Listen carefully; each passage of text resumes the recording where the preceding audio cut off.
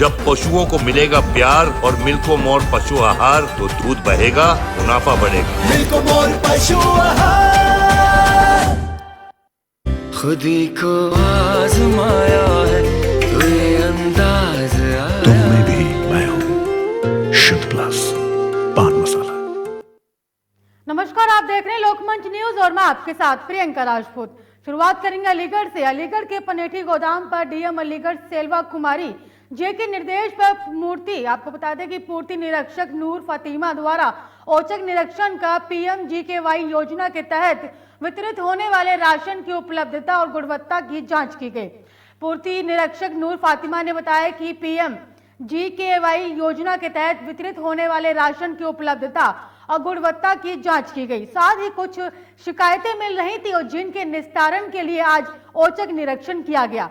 आपको अलीगढ़ से खबर बता रहे हैं जहां पर औचक निरीक्षण की खबर सामने आई, जहां पर अलीगढ़ के पनेठी गोदाम पर डीएम अलीगढ़ सेल्वा कुमारी जे के निर्देश पर पूर्ति निरीक्षक नूर फातिमा द्वारा औचक निरीक्षण किया गया, जिसमें वितरित होने वाले राशन की उपलब्धता और गुणवत्ता की जांच की गई। आपकी जानकारी के लिए बता दें कि पूर्ति निरीक्षक नूर फातिमा ने बताया कि पीएमजीकेवाई योजना के तहत वितरित होने वाले राशन की उपलब्धता और गुणवत्ता की जांच की गई और साथ ही कुछ शिकायतें मिल रही थी और जिसके बाद निस्तारण के लिए आज औचक निरीक्षण किया गया।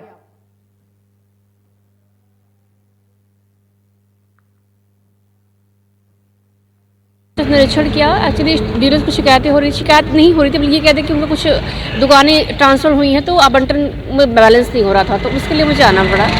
और नहीं, शिकायत ये थी कि जब कोई दुकानें एक दुकान से जगह चेंज करते हैं हम लोग तो आवंटन चेंज हो जाता है। जैसे किसी के पास पहले 400 कार्ड थे, फिर उनको 200 कार्ड और दे दिए गए, वो 600 कार्ड हो गए।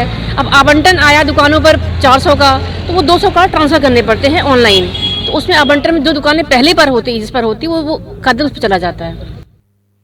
एमबीबीएस की कोर्स करने गई यूक्रेन अमरोहा की प्रीत विहार कॉलोनी की बेटी अंजलि वापस अपने घर लौटी हैं। परिजनों ने स्वागत किया और बता दें कि अमरोहा शहर के प्रीत विहार कॉलोनी की रहने वाली अंजलि उर्फ उपासना यूक्रेन से एमबीबीएस का कोर्स करने के लिए गई थी। उसने बताया कि अंजलि दिसंबर 2020 में एमबीबीएस करने के लिए पहुंची थी और अब वहां पर हालात सही नहीं है, युद्ध की स्थिति बनी हुई है और अब ऐसे में हालात उनके परिवार के लोगों को भी डर सता रहा था। लगातार एम्बेसी के संपर्क में थे और इसके अलावा उनके साथ के बहुत सारे स्टूडेंट वापस आ चुके हैं, लेकिन कुछ ऐसे भी हैं जो आर्थिक तंगी के चलते वापस नहीं आ पा रहे।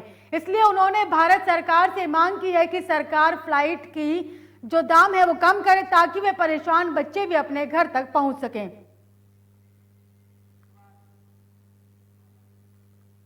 इस खबर पर तमाम जानकारी के साथ हमारे संवाददाता इकबाल फोन लाइन पर जुड़े हैं। इकबाल, अंतर्राष्ट्रीय स्तर पर रूस और यूक्रेन का जो मुद्दा है काफी लगातार बढ़ता जा रहा है, तो वहीं पर अमरोहा में यूक्रेन में जो विद्यार्थी थी वो पहुंची थी अंजलि, अब अपने घर वापसी कर चुकी हैं। इकबाल, आप तक मेरी बात पहुंच रही है?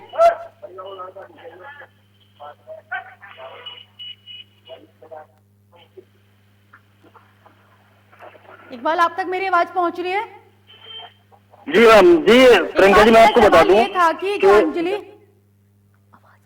जनपद अमरोहा की जो एमबीबीएस की छात्रा थी, जो यूक्रेन में सेकंड ईयर की छात्रा थी, जो यूक्रेन में 2020 में गई थी स्टडी करने के लिए, एमबीबीएस का कोर्स करने के लिए, लेकिन अब यूक्रेन में युद्ध जैसी स्थिति होने के बाद सभी बच्चे, सभी स्टूडेंट जो है वहां से वापस आ गए हैं, जिसमें अमरोहा की जो छात्रा थी अंजलि वो भी वापस आ गई है।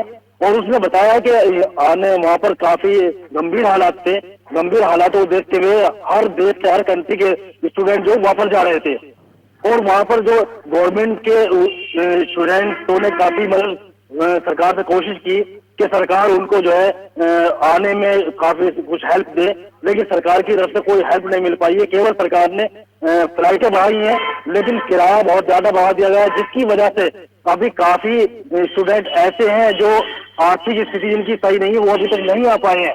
जी इकबाल, आपका बहुत बहुत धन्यवाद इस खबर पर तमाम जानकारी के लिए। मैं यूक्रेन में विनित्सा सिटी में थी। क्या कर रही थी वहाँ पे एमबीबीएस है मेरा, सेकेंड ईयर में स्टूडेंट हूँ मैं। तो अभी जो वहाँ लड़ाई का माहौल है क्या आपने देखा, क्या वहाँ महसूस किया? बिकॉज़ मैं सिटी सेंटर मतलब कंट्री के सेंटर में मेरी सिटी आती है, तो मेरे यहाँ मतलब अभी तक तो नॉर्मल था, लेकिन बाकी जो स्टूडेंट्स हैं सारी कंट्रीज़ के, जैसे अमेरिका हो गया, नाइजीरिया, वहाँ की गवर्नमेंट ने सारे स्टूडेंट्स को बहुत पहले ही बुला लिया था, तो इससे और स्टूडेंट्स जो कंट्रीज़ के हैं वो भी मतलब काफ़ी डर गए थे। और फिर अभी कुछ ही दिन पहले इंडियन एम्बेसी ने भी नोटिस दे दिया था कि सारे इंडियन स्टूडेंट्स को आ जाना चाहिए, तो इसलिए फिर वहाँ के जो स्टूडेंट्स थे वो भी डर गए थे कि शायद कुछ ज़्यादा प्रॉब्लम होगी।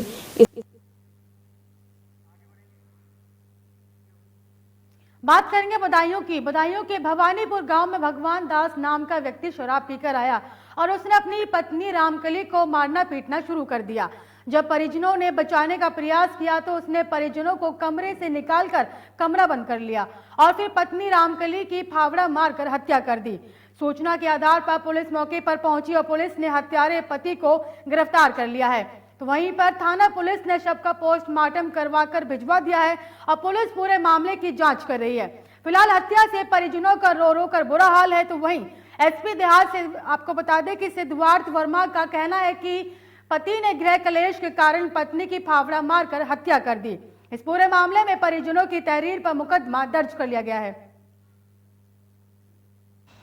मेरे साथ में साहब हमारे बहन साहब ने हमारी बहन को काट डाला। शराब पीते थे बहुत। हमारी बहन गूंगी बहरी थी, सुनाई भी नहीं आती, बोलती भी नहीं थी।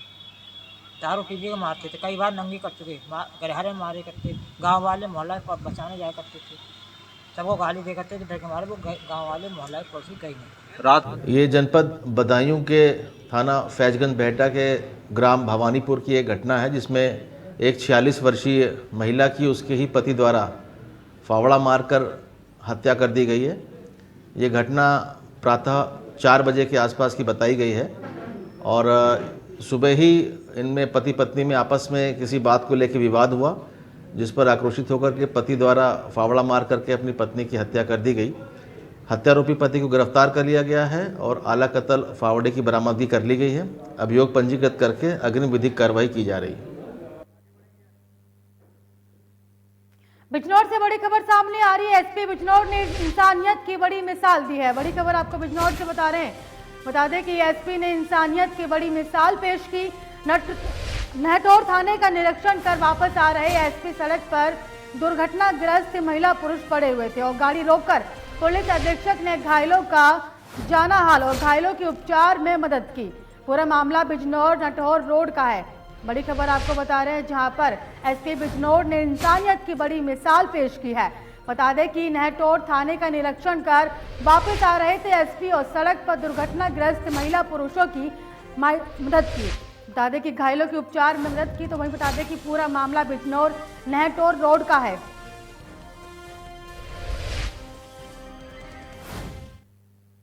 बुलंदशहर में दबंगों के हौसले बुलंद होते जा रहे हैं और बता दें कि परिवार के साथ मारपीट का वीडियो सोशल मीडिया पर तेजी से वायरल हो रहा है। पीड़ित परिवार ने थाना पुलिस पर 24 घंटे बीत जाने के बाद भी कार्रवाई न करने का आरोप लगाया। तो वहीं पीड़ित महिलाओं ने सोशल मीडिया के माध्यम से उच्च अधिकारियों से न्याय की गुहार लगाई है। मामूली विवाद के चलते घर में घुसकर दर्जनों दबंगों ने मारपीट की घटना को अंजाम दिया।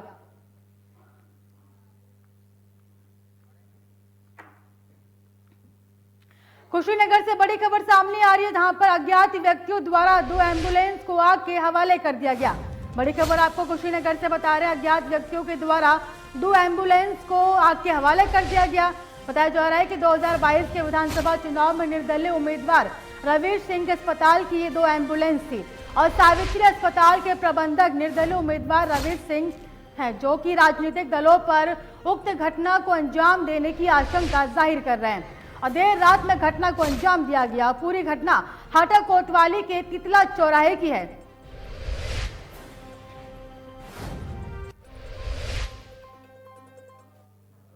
एटा से बड़ी खबर सामने आ रही है, जहां पे पुलिस का मानवीय चेहरा सामने आया। ट्विटर पर पीड़िता ने गुहार लगाई थी, तो वहीं पर खाकी बने मददगार गरीब रसोइया ने ट्विटर के माध्यम से मदद मांगी और मतदान के दिन बाहरी फोर्स के लिए खाना बनाते समय रसोइया में आग लगी थी। तो क्षेत्राधिकारी ने पूरे परिवार को खाद्य सामग्री और आर्थिक मदद की भेंट की है। तो वहीं परिजनों और आमजन द्वारा एटा पुलिस के इस कार्य की प्रशंसा की। और पूरा मामला सकरौली थाना क्षेत्र के मनीगढ़ गांव का है।